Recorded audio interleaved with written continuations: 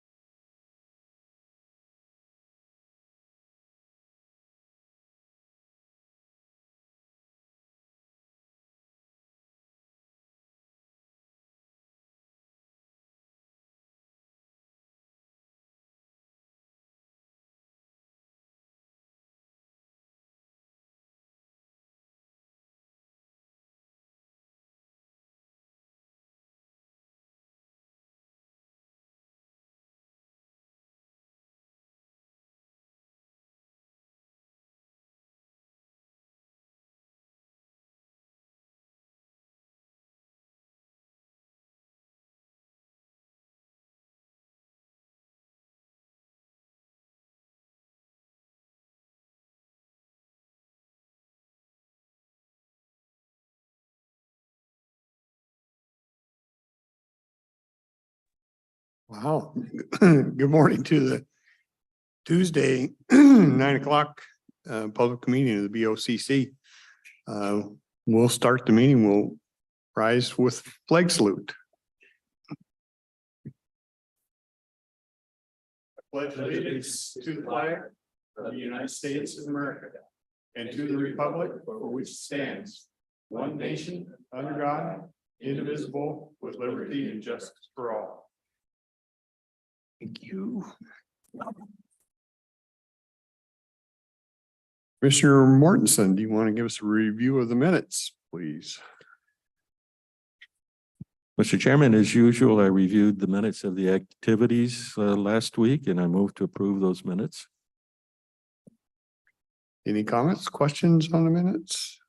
None for me. I see none. I would ask for a motion. Oh, you already motioned, sorry. I'd ask for a vote. All those in favor? Aye. Aye. Aye.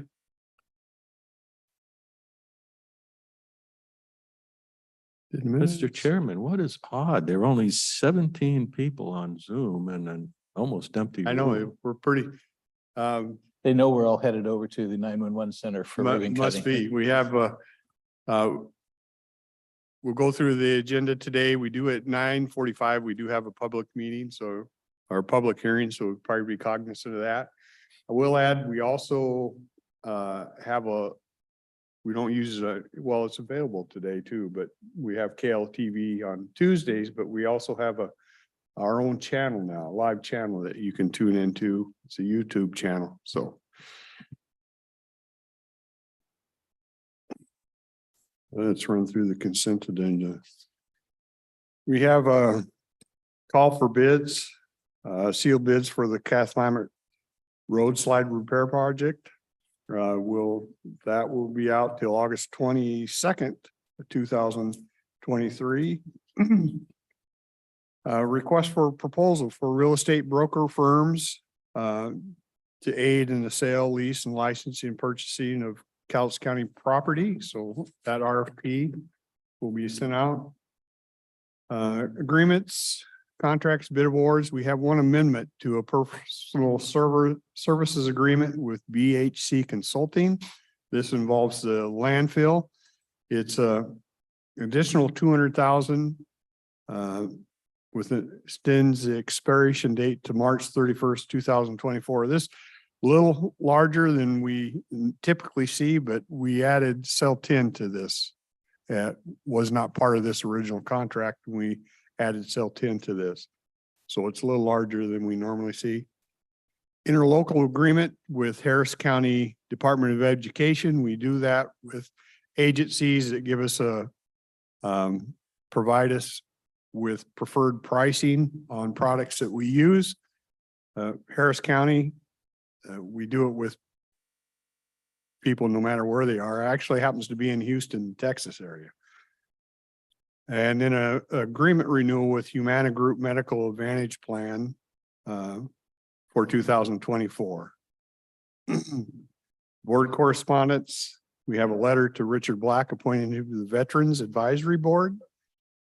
We have a memo from the Consolidated Diking Improvement District number 2 showing us it's basically their budget that they have.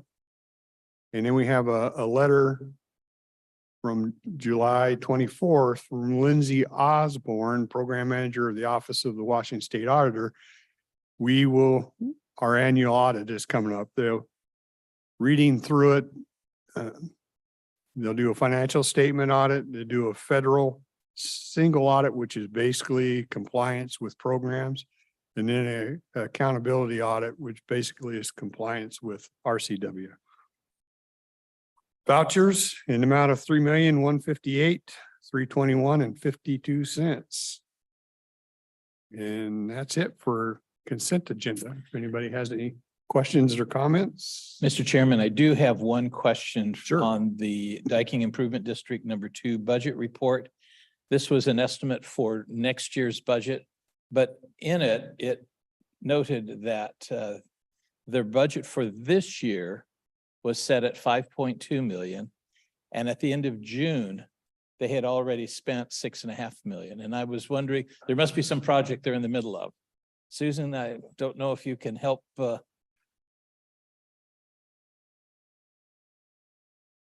That just seems a little bit out of the ordinary. That was a big jump up, unless that was an error in the memo.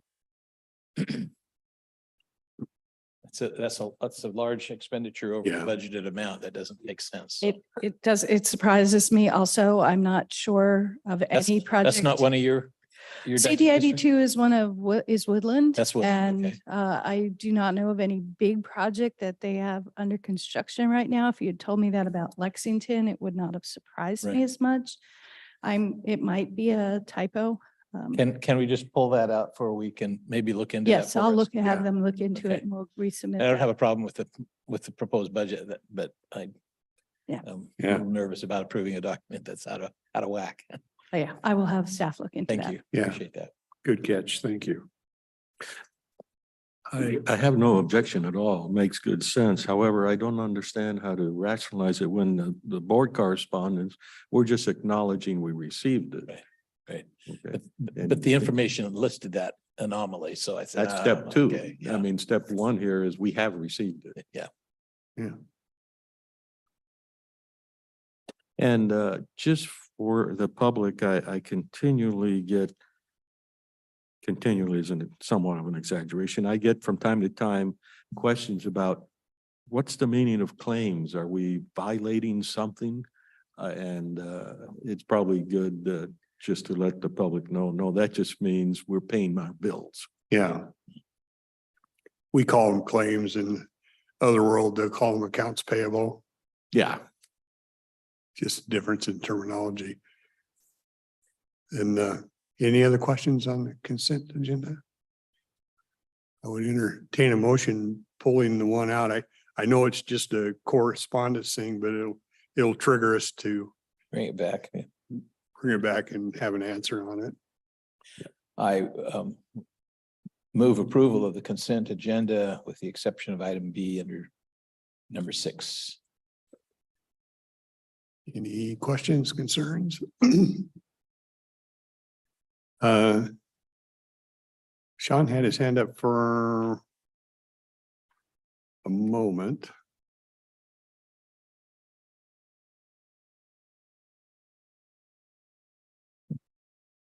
Looks like we're okay. Okay, seeing none, I would call for the vote. All those in favor? Aye. Aye. I also vote aye. Consent agenda passes. We have a couple motion items from Public Works.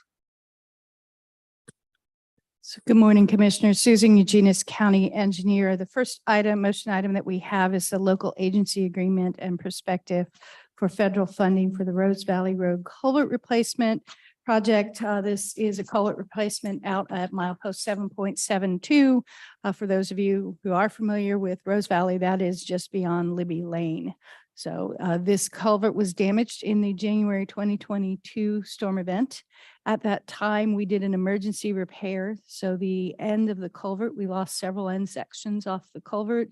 It ate into the embankment. So in February, March, we were out. They had a contractor on an emergency basis to Band-Aid the culvert back together and repair the embankment. This agreement is with WashDOT for emergency relief funding to pay for those emergency repairs we completed and the design and the final construction. So at this time, we'd be obligating just over $190,000 for the design and the emergency repair project. And we will come back to you once the design is complete to obligate the construction dollars. And is that 100% covered or? So the emergency repair is 100% covered. The engineering and final construction is 86.5% covered. And any fish barrier removal funds coming our way for that? There's no fish barrier removal funds coming as part of this. This is just a federal emergency repairs. You wouldn't care to guess why it's 86.5, not 86.6, It has been 86.5 for as long as I've worked with WashDOT. And for some reason, this funding is 86.5. They have other programs where they pay 90, others they pay 100, and then there's one program they pay 80. So it just depends which pot of money that it's coming from, what our match is. And yes, I try and keep them all in my head and I mix them up sometimes. Yeah, so we will be paying the 190 and then we'll get reimbursed 86.5% of that. Thank you. Okay. Any other questions? I don't see anything. I would, pleasure of the board. Mr. Chairman, I move that we approve the local agency agreement and prospectus as has been discussed. Okay. Last call for questions. I see no hands. I would call for the vote. All those in favor? Aye. Aye. Also vote aye. Motion passes. Thank you. The next item we have in front of you is from the Water and Sewer Division. It's a bid award for the Camelot Reservoir Roof Replacement Project to be awarded to Slate Co.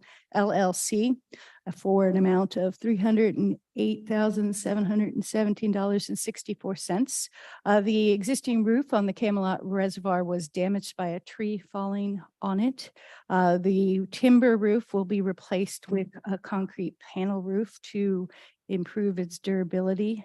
We are also, as part of this project, painting the reservoir and fencing the entire reservoir site for added security.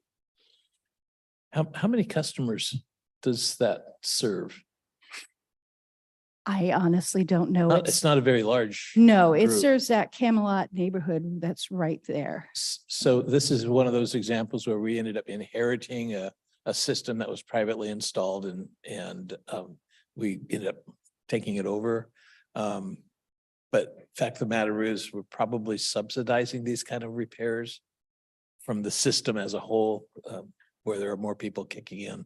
Yes, So so from the system of the whole, everybody pays the same rate. So some years we pay more towards one system than another. So yes, it would seem that way. This system we inherited after Mount St. Helens. It was one that was damaged during the eruption, and that's when we inherited this system. And this isn't one that we designated for ARPA funds? No, for Right. this roof replacement, no, we have designated ARPA funds for the replacement of the Camelot loss system, the large on-site septic system. So Septic that's system, a okay. project you'll be seeing shortly. It's at about 75% design right now. Thank you. Thank you. Appreciate that. Just for clarity, when we say system, we're talking about throughout the county is in charge of a few facilities. Yes. We treat them as one unit. We use them as one unit. We have, I believe it's 4 sewer systems and 1, 2, 3, and I have 4 water, I believe is the number in various locations. And they're not all in the same. No, A we- few of them are separate locations. yes, we have up in Riderwood. We provide water to Tootle, 2 different systems up in Tootle, and they both receive water from the Castle Rock system. We partner with them to obtain the water. We have a sewer system up in Tootle, and then we have a sewer system at Woodbrook, and then Camelot, we have water and sewer. And for those who don't know, Woodbrook is Ostrander. Yes. Thank you. Dennis, did you want to talk about the $1 million for Riderwood? Oh, for Riderwood. Did that get announced on Saturday? No, You didn't have the it wasn't opportunity. discussed. We did get notification. I think, Susan, you got a copy of the letter from Congress that they have approved, congressionally approved $1 million for upgrading the Riderwood water system. One of our requests that made it through Yes, so far. so far. That assumes the Congress finally does agree, Senate and the House. This is about the time they start passing concurrent resolutions because they can't quite come to an agreement. So it's not money in the bank quite yet, but we also, that same legislation also authorized $180,000 on sediment monitoring Right. for Cowlitz Valley. So Yeah, which that's is good. important. That I'm glad to see that now kind of in the system. So Are you headed up Thursday? Yes. Representative Perez is going to be up in Riderwood and she had sent out notification to some, so. Oh, yeah. Could you tell us what that grant means to the Riderwood facilities? So we are in the process and the board had kindly put towards the Riderwood system some ARPA money to do an emergency system upgrade. And we've gone through a study and the recommendation was to put a raw reservoir adjacent to the existing plant, which will provide us some redundancy during drought conditions. And we are in the process of designing that and then reaching out and working with our neighbors to purchase a little property and getting a new raw water reservoir installed. the Daily News this morning mentioned that the Cowlitz River at Kelso is now at late October levels of water. So I'm sure the Campbell Creek is probably pretty low right now too. It's, It's a nice trickle. yeah. Yeah, a thing to note, as I've often said, money is a fungible thing, even though this is a priority item. With the help, we can do other things. And that's actually Right. pretty important to Yeah. realize that. Yeah, exactly. Back to the, any other questions on For a the, motion? on the replacement? I would, pleasure of the board. Mr. Chairman, I move we award the bid to Slate Co. LLC for the Camelot Reservoir Roof Replacement Project in the amount of $308,717.64. Last call for questions, comments. One final comment. Yeah. There's a gentleman in the audience who hasn't asked us what he almost always asks us. How many bids did we have? How did we choose Slateco? Looked like 3 different bids. 3 bidders. They are about $4,000 below the engineer's estimate. And then the next bidder was $12,000 above them. Slate Co. is, sorry, I can't read the address without my glasses.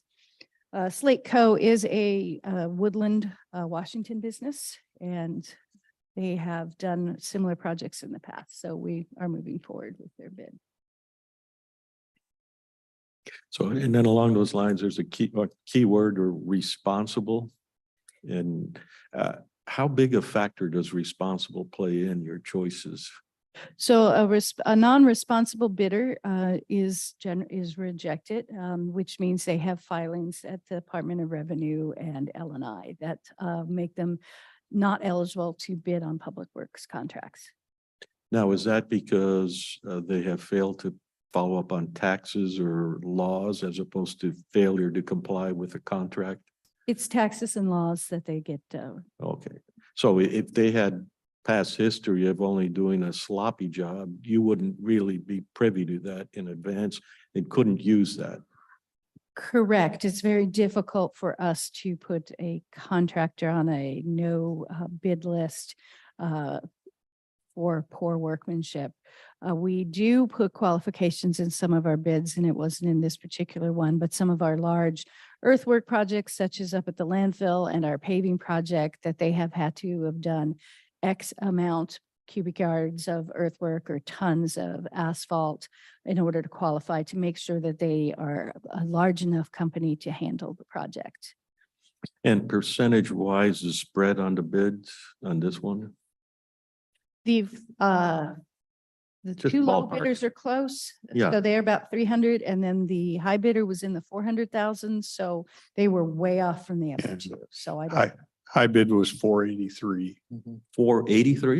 Yes. 483. Mhm. But like she said, the other 2 were pretty close, 308 and Yeah. Yeah. 312, 320, something like that. Any anticipated change orders? I do not anticipate one, but I would not guarantee there won't be one.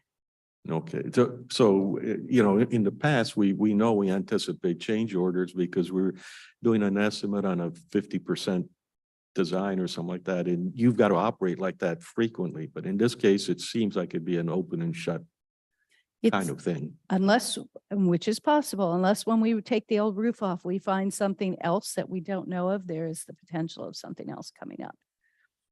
Okay, but that has to be something that could not have been foreseen. So if they forgot to go inside and look up, that's on them, right? On the, On a roof, let's say. And I don't know this situation specifically, what kind of roof. If they had access to the view, to all views, and they did not take advantage of an access to a view, that's, the contract says you have inspected everything, and this is, so they bid on what we have on the plans, telling them what they are to replace and what they are to do. So so if what they open it up, they find that, things aren't the same, then they have a cause. yes, They may not always come and inspect the place. They may just sometimes go off your plans that you're telling them. yes. And on this particular project, they did have a pre-bid meeting that they So met they them out on the side. Did physically see the Yes. site, yeah. Okay, So one of the ironies of lowest responsible bid, that responsibility is you can be a brand new company and not have any nicks against you without any experience. But if they're licensed and, you know, if they're approved by the state as being a legitimate business, you got to accept their bid until proven wrong, right? That's Yes. the way it goes. okay. Any other questions on that? Right.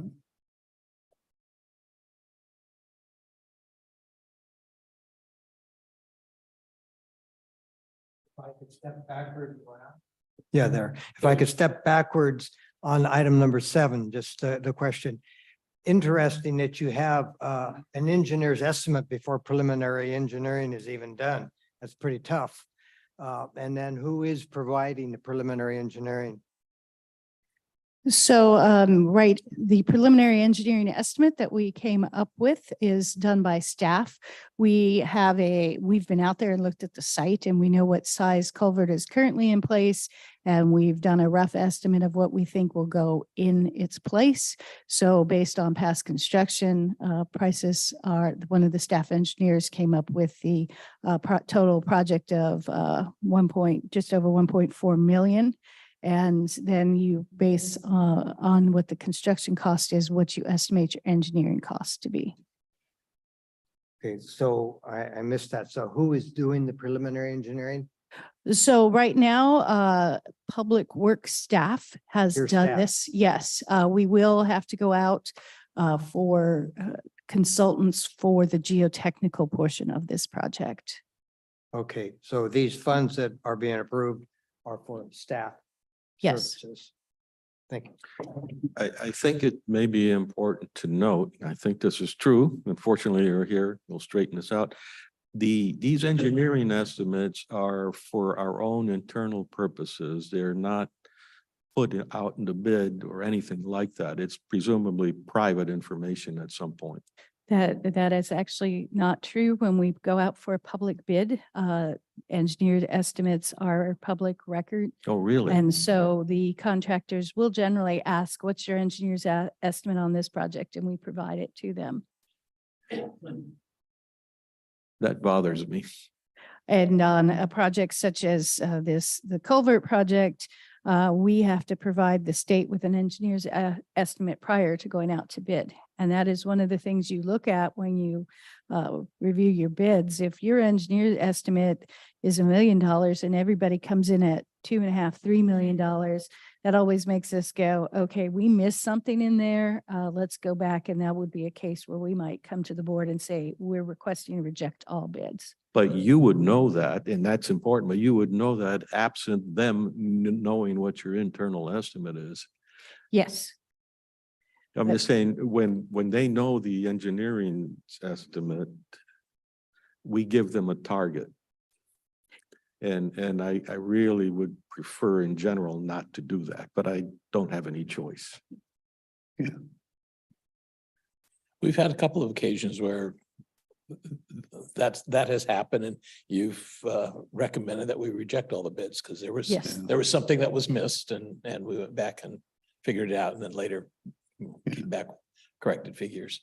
Yes, and we've done reject all bids because everybody's been high. We've also had situations where we've rejected bids because we have this one really crazy lowball or a couple crazy lowball, and it's like, okay, something's weird. They're setting us up they found something in the plans that they think is a hotbed for change orders. So we have come to the board and asked to reject all bids, and we rework the plans before we send them back out.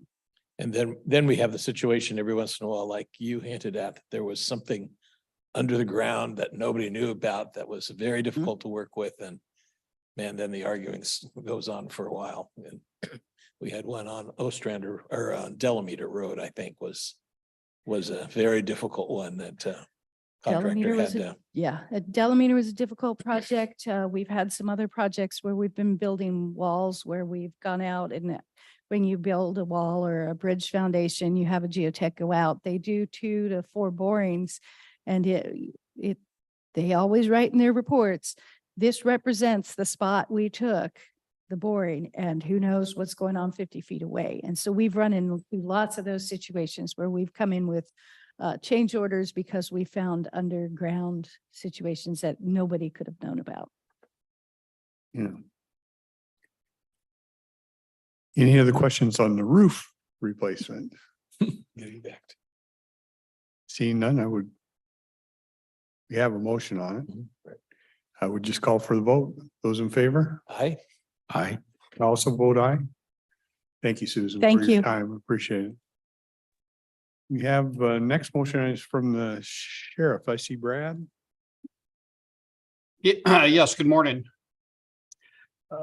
What you have before you is an interlocal agreement with the city of Longview, and it pertains to Federal Department of Justice funds under the Edward Byrne Memorial Justice Assistance Grant Program. This is a program we've received funding for many years for drug enforcement and also drug prevention. As of about a year ago, we no longer receive funds from them for drug enforcement. However, there's a few programs that continue to receive funding through this, including our local drug court and our juvenile center receives some counseling funds. This portion of it is for a school resource officer for the city of Longview, and they've received these funds for many years. And essentially, this is just a waiver of the county's right to, I guess, go after those same funds, which we have not done before and don't plan to. And it's in the amount of $11,852, and it just augments their a school resource officer program that Longview runs in their 2 high schools and well as 2 full-time officers. So this is really a small portion of their program. And we're just, as commissioners, you'd be waiving the right to for us to apply for those funds and allow Longview to do so. Any questions? And this just amounts to a pass through of funds, right? That's correct. Thank you. Any particular questions on that? Seems pretty straightforward.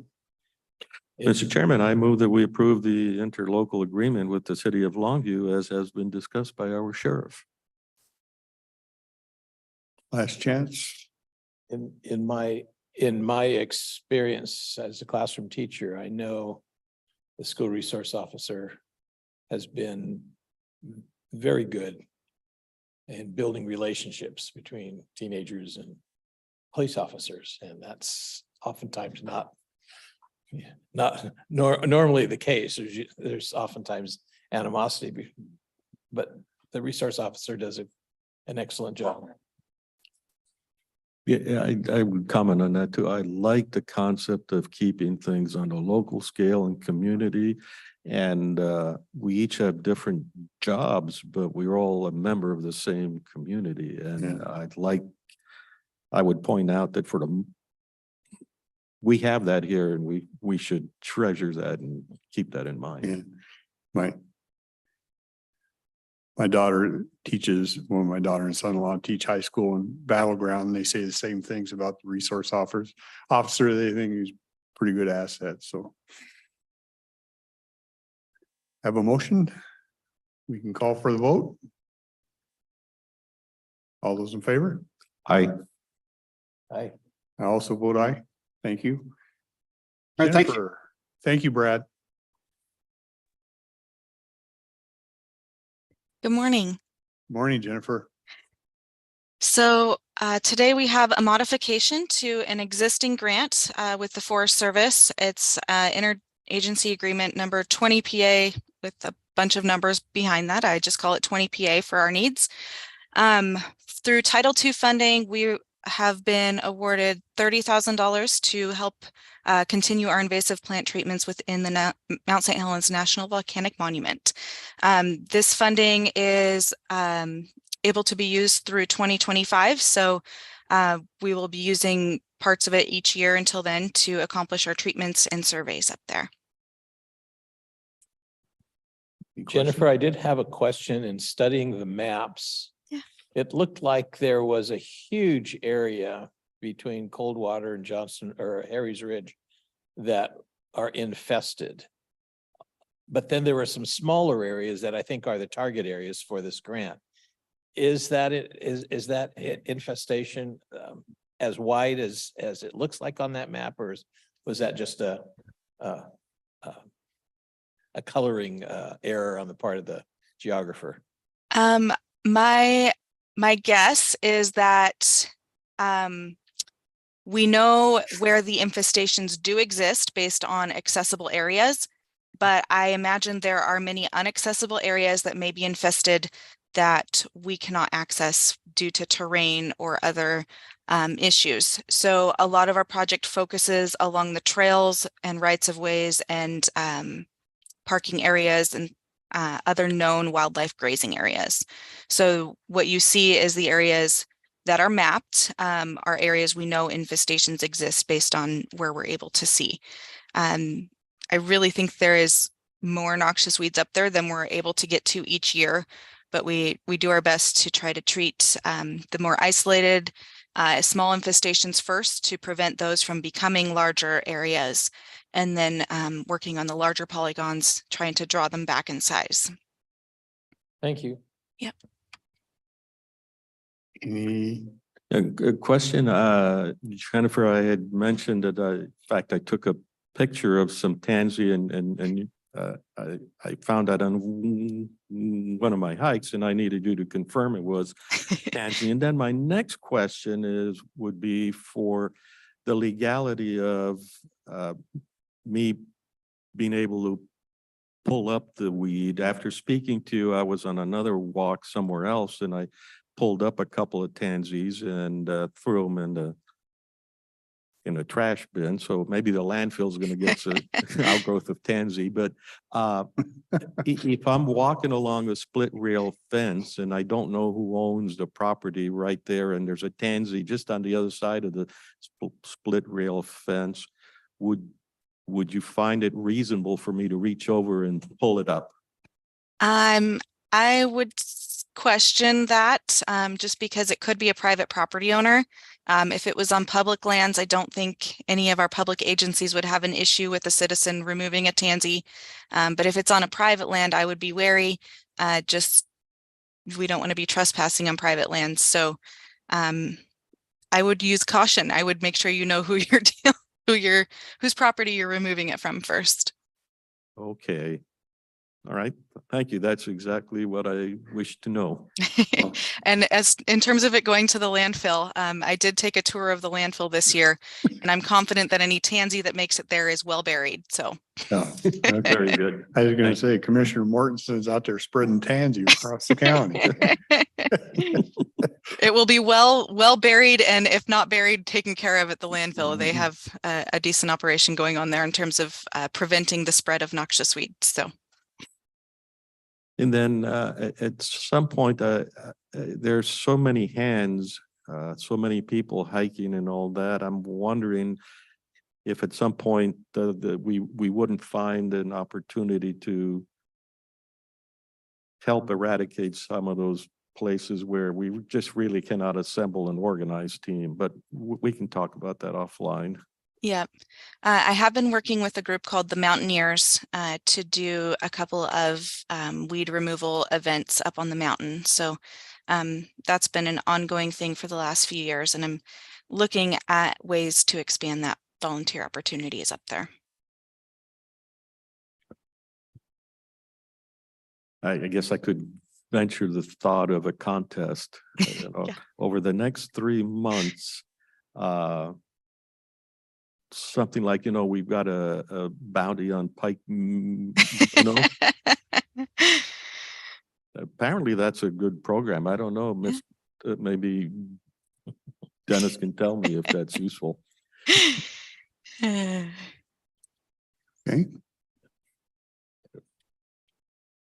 We ready for a motion? yeah, Mr. Chairman, I move that we approve modification number 2 to the Internet Agency Agreement 20 PA ...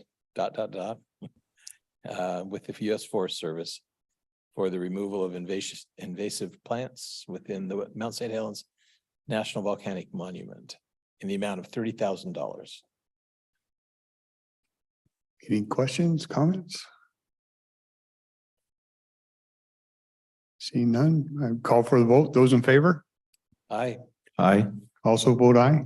Motion passes. Thanks, Jennifer. Thank you. We have a public meeting in a couple minutes. A couple updates for you. We have no afternoon meeting today. No 1:30 PM meeting today. Tomorrow, Wednesday, we'll have a juvenile detention and probation. We'll be in if you're interested in listening to some of them. Over the weekend, Commissioner Mortensen and myself, Sheriff Thurman, Senator Wilson, And Judge Basher. and Judge Basher were out at the Riderwood Festival. If you've never been to Riderwood, it's worth a drive. It's a great little community, and it was they're actually celebrating their 100 years. That's where Longbill set up the first lumber mill, and a lot of construction around here contains lumber from that area. Quite a history. I thought they did a real fine job. I'll make a plug. If you did not watch last Wednesday's meeting, we had drug court in, and we had this room pretty much full. And if you want to hear what went on with that and some of the discussion, I thought a lot of it was pretty good, and it might be worth pulling up KLTV or whatever and just watching that. Anything you gentlemen like to add? Just to correct, it's not a KLTV because it was a Wednesday, It's so it would be, Zoom. it would be Zoom. Yeah. Yeah, Riderwood has some interesting history, and Dennis, I'm sure, could fill us out a lot.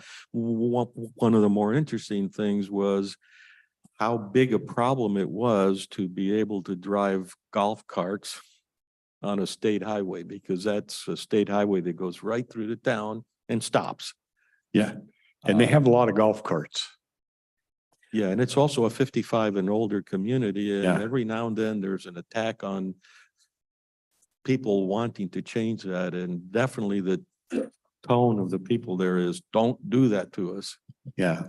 The one and only time we had a commissioner meeting outside of these chambers was to approve the ordinance allowing golf carts to be used on the streets in Riderwood. And they were first of all excited to have us, because usually the news from the county is that their water and sewer rates go up, or water rates go up anyway.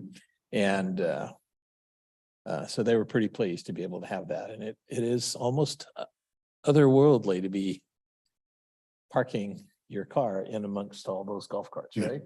Yeah, you go out there and drive around the block a couple times, they don't know you, you'll see those golf carts. They'll pull up and ask you. So we will open up for public comment. We only have about 5 minutes till the public hearing, but certainly open up and any comments that we want. While people interrupt us when they wish to speak, the there was a 50-year time capsule that was prepared while we were there. Yeah. And they topped it with, I should have listened better at the history. It's a statue of, I want to say the first logger that was killed out, one of the first loggers out there, and he died in an accident, but his granddaughter was sitting in front of us, and she was the Grand Marshal of the parade. Right. And she's probably, I hate to guess people's age, but I'm saying closing in on 90. She I'll was take older and that. frail. Yeah. And so that was kind of cool. She was pretty excited to see her grandfather being done up like that. And the statue was appropriately made out of a chainsaw carving of a log Yeah. and heavily coated with epoxy varnish is what it Yeah. said. And they will take that statue in for when things get cold and rainy and snowy. Yeah. So originally, the logging camp was called Camp Morse after S.M. Morse, who was the Long Bell executive placed in charge of overall development. And he did not like that at all and didn't want his name on that. And so they did change it to Ryder Wood, named for Bill Ryder, who was the timber scout hired by Long Bell to find the best stand of timber on the West Coast. And he searched from the redwoods all the way up through the Olympic Peninsula and zeroed in on this stand of trees. And when Ari Long and Ryder and the group came out to inspect the timber, these were lumbermen from the Mississippi River Valley. They were used to trees, pretty good sized trees.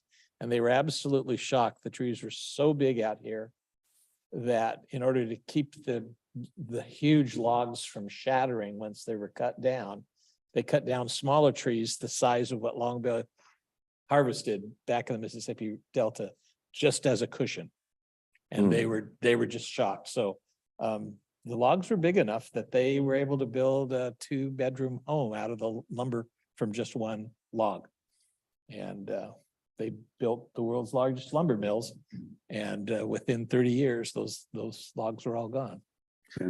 They all came down on the railroad to the mills here in Longview. While we were there, we met a very tall gentleman named Bob, and he had been born in Ryderwood quite a while back. Ryderwood, I mean, it seems obvious now that if you have trouble, you go shopping at Winco or the Dollar General or whatever it is. Back then, there was nothing. So you got to tip your hat to the people who carve things out of nothing. Yeah. And so anyhow, he did point out the home he thought he was born in. Yeah. He was even my senior, so he definitely was Rick's senior. Because he's the youngest here, you know. Yeah.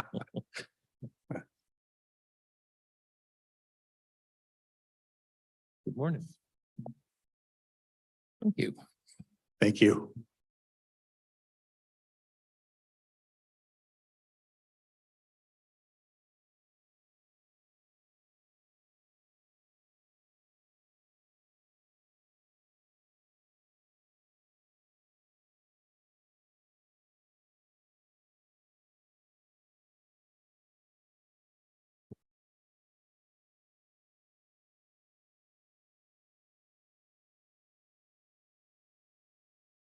So.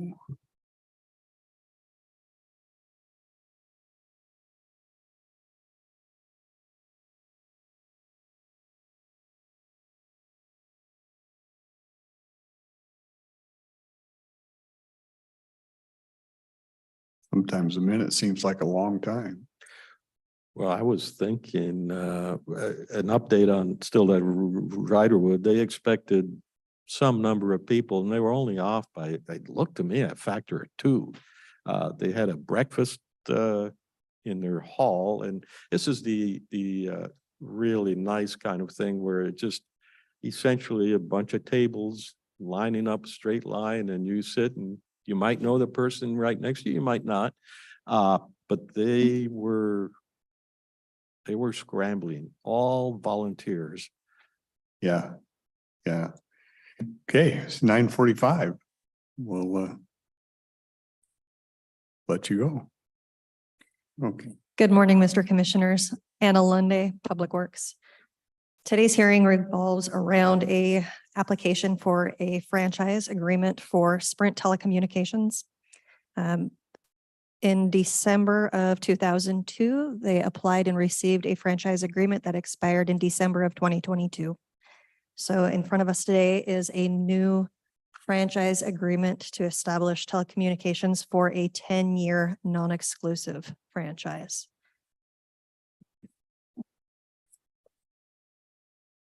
This franchise was negotiated between our PA office and the representing attorneys for Sprint. It includes the standard insurance and standard locates. And anytime they choose to adjust the existing equipment that is pre-existing already in our right-of-ways, they would be performing that under application of performing work within the county right-of-way, as well as adhering to the utility accommodations policy. It includes no annual fees, no franchise fees, but they are required to pay all publication, staff time, T&M fees before we would record it, and they have a 30-day window to return a signed franchise application back to the county. Questions? So they reimburse us for our costs, basically? Yes, they do. Yeah. And this is an existing one that they're already using and serves probably a good number of people. Correct. It starts at County Line, follows Barnes Drive South, and it goes after Barnes Drive. It will connect onto Pacific Avenue through Bond Road all the way to the city of Kelso, and then it skirts over to Longview and over the Lewis and Clark Bridge into Oregon South on Wow. Highway Yeah. 30. So Anna, I'm curious, looking at the map that you handed out to me in the legend, you have red and black lines, both labeled fiber buried. What's the difference? So Sprint actually presents the maps, and that is an internal definer for their own company. It doesn't have anything for us to really indicate. And the resolution that you handed out to us basically has us declaring that it is in the public's interest to allow this use within the public's right of way. Yes, it is in the public's best And interest. it sets up the rules where they have to pay for any damage done to the public right of way Correct. upon installation or any other changes. And if they cease operation, they have to pay to remove the material. Correct. Okay. That's right.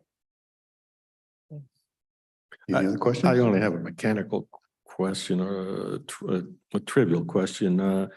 Sprint and T-Mobile, I don't remember, I've lost track of all these things. T-Mobile owns Sprint now? I believe it's Sprint that owns T-Mobile. Right. Okay, the other way around. All right, thank you. Just in case, in part of history, CDMA is a technology that was developed in the United States, and the first deployment of a CDMA was in Kansas City by Sprint. That was probably it's somewhere in the 1980s. Anyhow, that was really important to say. Any other questions from the board? Okay, I'll open for public comment. If there's any.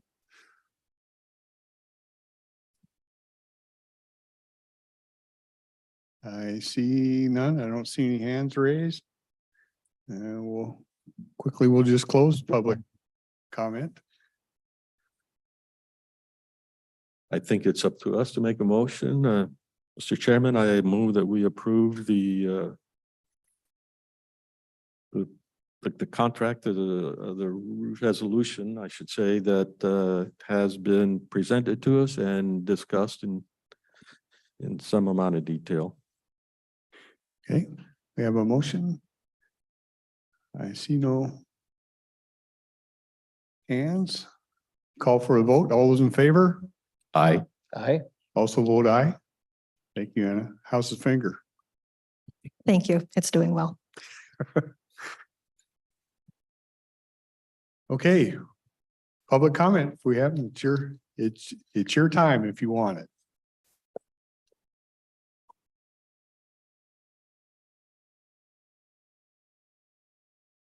Okay, I don't see any. Election day, gonna be a busy day for some.